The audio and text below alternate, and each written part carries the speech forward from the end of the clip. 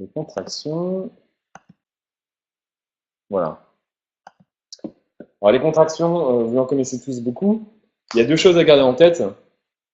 C'est que la plupart du temps, à l'oral, on prononce les formes de manière contractée.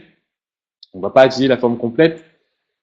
C'est-à-dire que on dira beaucoup plus souvent I've got, enfin le I have, ça deviendra le plus souvent I've, et ainsi de suite. You are, voilà, ça va le plus souvent devenir your, et ainsi de suite. Donc il faut les connaître, les contractions, parce qu'elles sont utilisées plus souvent que les formes normales. Et aussi, on n'a pas le temps d'aller trop de détails, la conférence n'est pas si longue, mais une bonne chose à garder en tête, c'est qu'il y a beaucoup de contractions qu'on peut écrire, mais il y a aussi beaucoup de contractions qui ne s'écrivent pas, en fait. On pourrait les écrire, mais à ce moment-là, ce serait considéré comme en anglais incorrect. Euh, Là, il y a un décalage entre, une fois de plus, entre l'oral et la manière dont ça s'écrit. Alors, on va voir les contractions rapidement. Je vais même pas vous dire la première phrase parce que c'est pas naturel. Donc, je vais vous dire la deuxième phrase à chaque fois. I'm home, I'm home. L'accent est sur home. Donc, ok, on pourrait dire I am home, mais ce serait pour insister qu'on est à la maison et qu'on n'est pas à la maison. Donc, on n'est pas ailleurs. I'm home, you're right. You're right. You're right. He's happy. He's happy. He's happy. She's nice. She's nice. She's nice. It's not fair. It's not fair. Ça aide de penser à un enfant. On dit ça, je pense. It's not fair. What's going on? What's going on? Il y a une chanson comme ça aussi. What's going on? What's going on? Who's calling? Who's calling? Who's calling? That's great news. On n'entendrait jamais That is great news. Ce serait vraiment bizarre. That's great news. It's not fair. It's not fair. C'est bien noté. It's not fair. Who's calling? That's great news. There's a lot of people. There's a lot of people. They're insane. They're insane. Alors maintenant avec can, I can't help it. I can't help it. Comment on dirait ça en français? I can't help it. C'est j'arrive pas à m'en empêcher. J'arrive pas à m'en empêcher. I can't help it. Au niveau de la contraction, on pourrait aussi l'écrire I cannot help it en deux mots. Donc ça c'est pour l'écriture, mais dans tous les cas, niveau prononciation, la grande majorité du temps, on dira I can't help it. I didn't do it. I didn't do it. I didn't do it. I didn't do it. Donc sur les négations, en général, on accentue le verbe. On accentue le fait qu'on l'a pas fait, justement. I didn't do it. Didn't do it. He doesn't know. He doesn't know. He doesn't know. We don't go there anymore. We don't go there anymore. Et enfin, une contraction qui est tellement courante que souvent, on ne sait même pas à quoi elle correspond dans sa forme complète. C'est let's go, let's go, let's go. Shall we? Let's go. On y va? Allons-y. Shall we? Let's go. Et donc, c'est donc la contraction de let us go. Laissons-nous aller, littéralement. Let's go.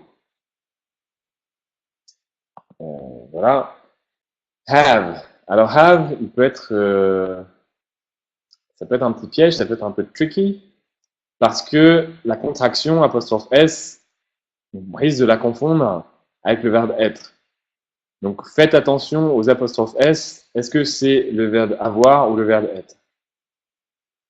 C'est compliqué par le fait que dans les situations où on utiliserait le verbe être en français, on utilise peut-être le verbe avoir en anglais ou vice versa. He's hired some help. She's found a new job. It's been a long day. It's been a long day. What's happened? What's happened? Quoique le plus souvent, on dirait, on peut le dire, mais le plus courant, c'est quand même d'utiliser le past simple là-dessus. What happened? Donc, ouais, vous pouvez négliger celui-ci. C'est pas un très bon exemple. Who's been there? Who's been there? Who's been there? That's been broken for a while. Ou bien, it's been broken for a while. Ça fait un moment que c'est cassé. It's been broken for a while. There's been a lot of talk about it. Les gens en ont beaucoup parlé. Il y a eu beaucoup de, comment dire en français, il y a eu beaucoup de blabla sur le sujet, quelque chose comme ça. There's been a lot of talk about it. I'd been through a lot. Ah oui, et enfin, au passé, à ne pas négliger, et encore une fois, faites attention, apostrophe D, ça peut être would ou ça peut être had. Had been. Dans ce cas-là, c'est évidemment had been through a lot. Littéralement, j'étais passé à travers beaucoup de choses, ce qui veut dire j'avais vécu beaucoup de choses difficiles, on dit en français. Had been through a lot. Évidemment, avec le been, ça aide à le détecter. Should, will, would. You shouldn't smoke. Shouldn't you say something? Shouldn't you say something? I'll do it. I'll do it. He won't do it. He won't do it. I'd be happy to do it. I'd be happy to do it. Voilà, encore une fois, faites attention à l'apostrophe D. Ici, c'est would, pas had. I'd be happy to do it. I think so. Je penserais. Je pensais. Dans quel contexte on dirait ça? Do you think that my team is going to win this Sunday? Est-ce que tu penses que mon équipe va gagner dimanche? I think so. J'imaginerais que oui. Enfin, ça émet des petites. On n'est pas totalement certain, mais on pourrait simplement dire I think so. Mais si on dit I think so, c'est le conditionnel, ça permet d'émettre une réserve. On est moins sûr qu'avec I think so. I think so. I would think so. I think so. Et enfin, I wouldn't mind. Wouldn't mind. Enfin, un cas particulier. Ain't. Ain't. C'est un mot assez particulier. Il y avait une question dessus il y a 2 jours. Donc à l'origine, c'est la contraction de I'm not. Cela répond à un manque dans les formes contractées négatives. Pour you are, on a la contraction aren't, is, isn't, are, we aren't, they aren't. Mais qu'est-ce qu'on a pour I am? On n'a rien. On a I ain't. Donc I ain't, à la base, c'est correct. Si vous voulez contracter I am, on peut dire I ain't. C'est la seule forme qui est correcte grammaticalement.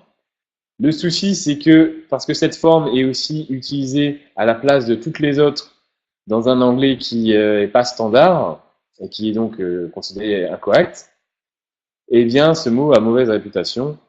On entend ça, enfin voilà, c'est utilisé beaucoup dans l'argot. Voilà, ça dépend du domaine, ça dépend du milieu. On pourrait parler de sociologie, ça fait une partie de la sociolinguistique, le lien entre la sociologie et la linguistique et quel milieu de quelle population parle avec tel accent. Si vous voulez parler de manière éduquée, n'utilisez pas ain't, mais si vous voulez parler de manière détendue, vous pouvez l'utiliser. J'utilise avec plaisir dans mon côté. Il y en a qui l'utilisent pour se la péter, pour faire un peu genre ghetto. C'est un autre style.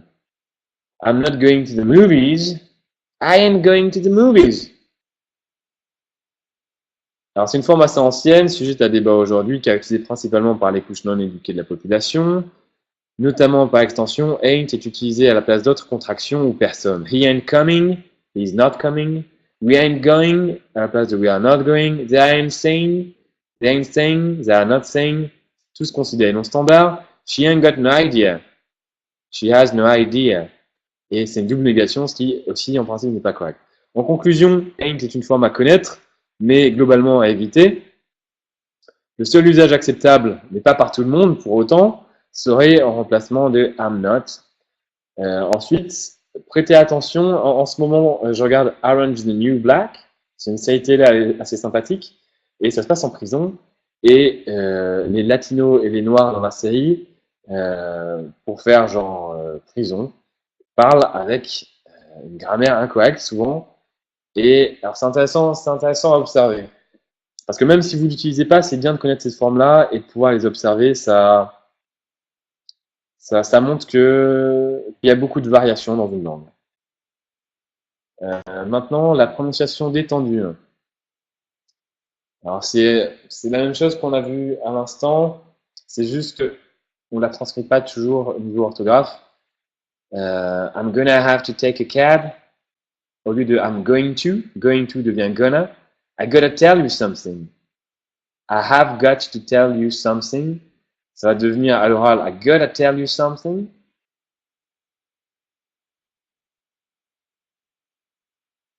Ain't you, on pourrait l'utiliser à la place de aren't you. Grammaticalement, c'est pas correct, mais ça s'entend. I wanna wake up in a city that doesn't sleep. Sinatra, wanna. Les Spice Girls aussi s'en servent, enfin tout le monde s'en sert. I did it because I wanted to. Le because devient cause. What do I tell them? M à la place de them, them devient M. Dans les jeux vidéo, il y a par exemple les shoot 'em up. C'est les jeux où il faut tirer. C'est rétro comme jeu. Bref, c'est les jeux où il faut tirer sur tout ce qui bouge. Souvent avec un petit vaisseau spatial et des astéroïdes. Il y a aussi les beat 'em up, où c'est un peu genre Street of Rage pour ceux qui connaissent, où il faut taper il faut utiliser ses poings pour se battre.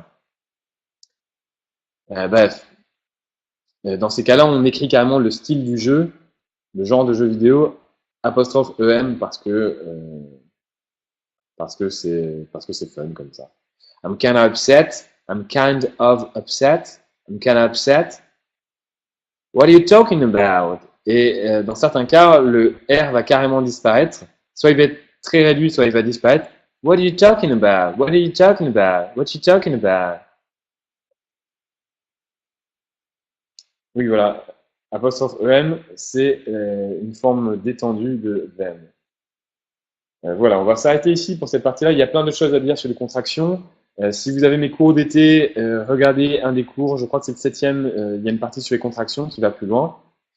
Et on va passer, alors dites-moi s'il y a des questions, et puis on va passer à la partie suivante.